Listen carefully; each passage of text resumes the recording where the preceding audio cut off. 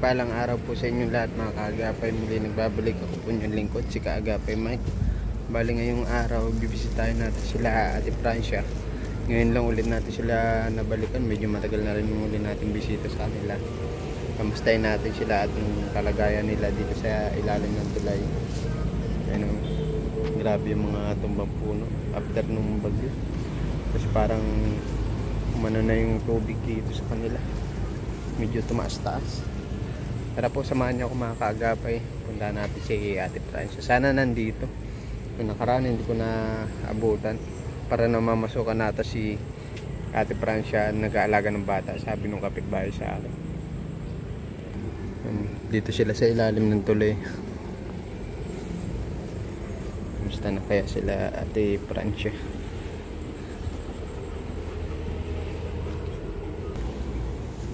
Si Ate Francia. Kamusta ka, Ate Francia?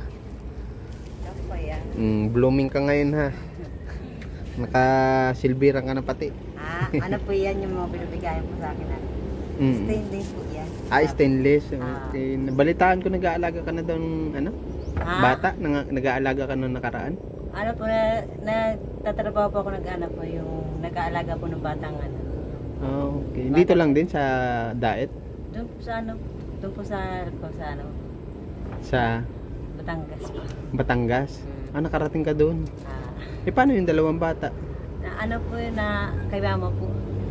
Ibinilin mo muna? Yung ano po, yung step mama po. Ha? Ano po yung para sana inanap po. Inintriga ko muna po kay mama.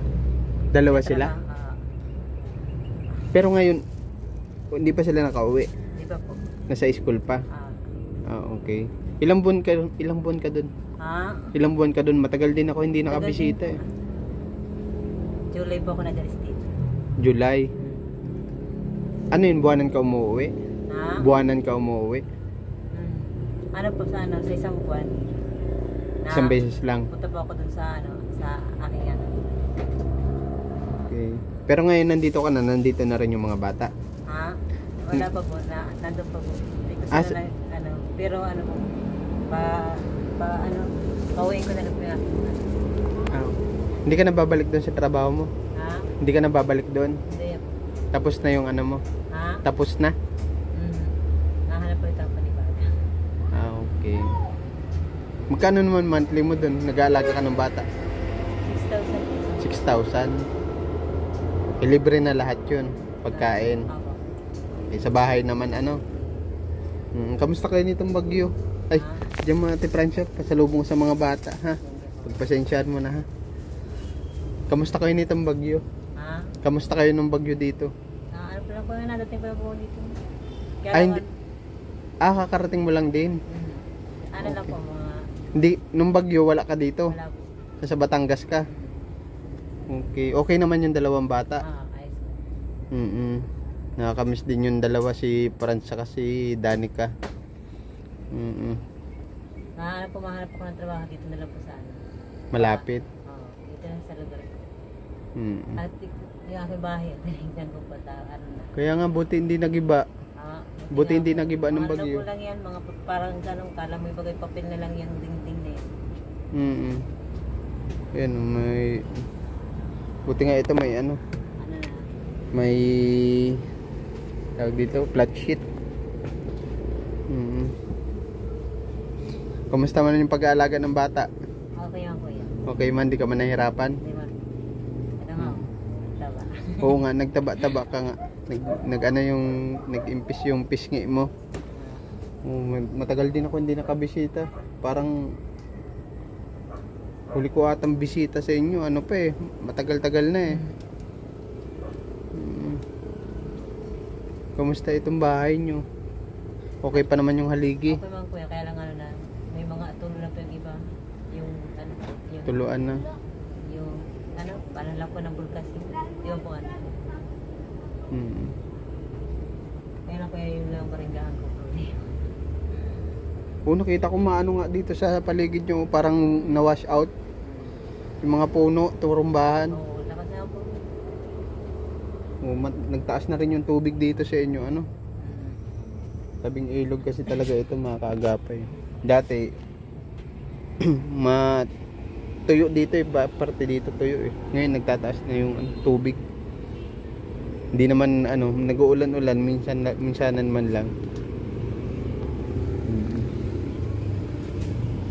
Balak mo talaga dito na maghanap ng trabaho. Dito. Paano ka napunta ron sa Batangas? Sino nag-alok sa'yo ng trabaho?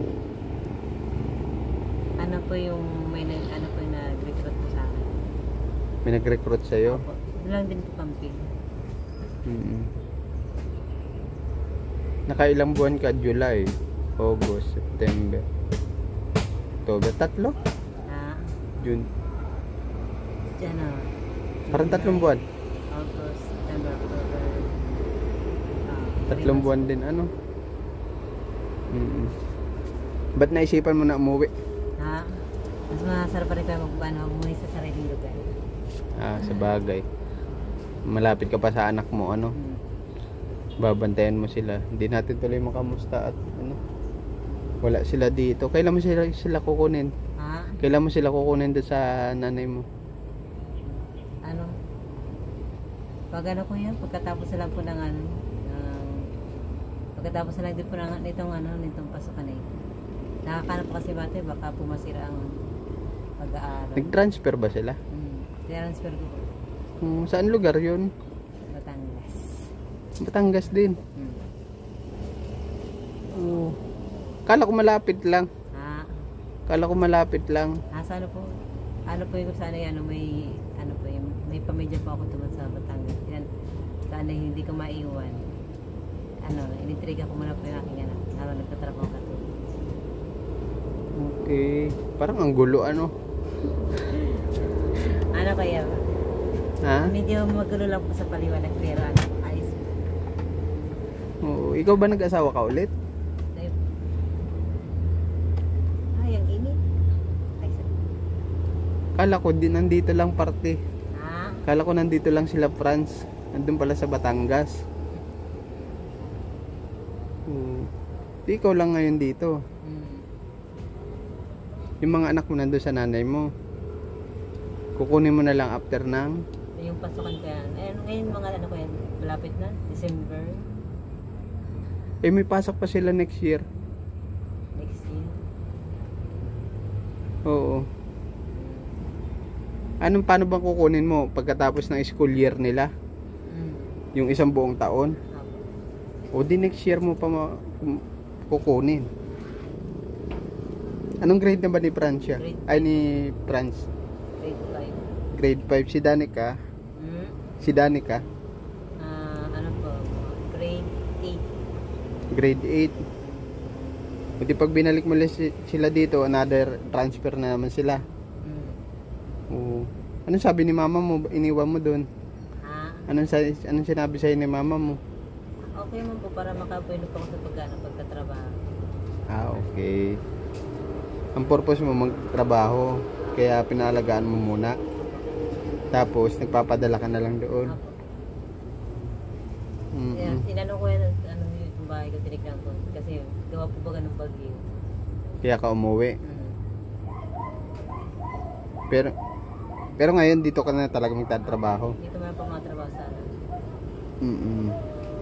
Hindi, anong sabi nila Francia? Ay nila Franz? Okay naman po. Okay naman. Isa po mga tagayaan. Saan sa Batangas? Saan sa Batangas yun? Anong bayan?